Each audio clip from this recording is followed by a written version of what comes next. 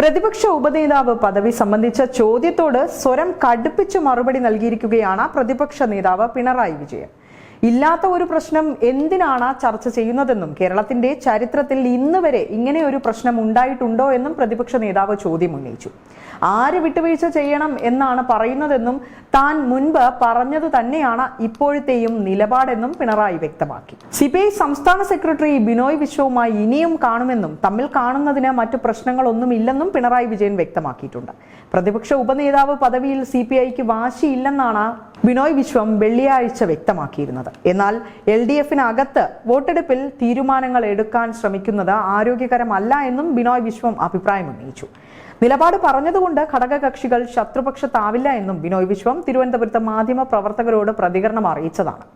CPIയുടെ വാതിൽ എക്കാലത്തും ചർച്ചയ്ക്കായി തുറന്നു വെച്ചിരിക്കും. CPMനെ കുറ്റപ്പെടുത്തില്ല.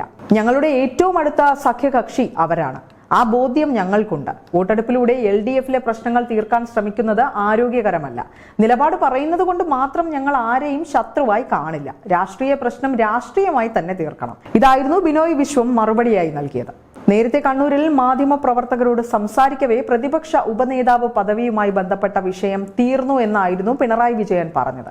എന്നാൽ ഇന്ന് ആ വിഷയത്തിൽ ആര് വിട്ടുവീഴ്ച ചെയ്യണം എന്നാണ് പറയുന്നത് എന്നാണ് അദ്ദേഹം മാധ്യമ പ്രവർത്തകരോട് ചോദിച്ചത്.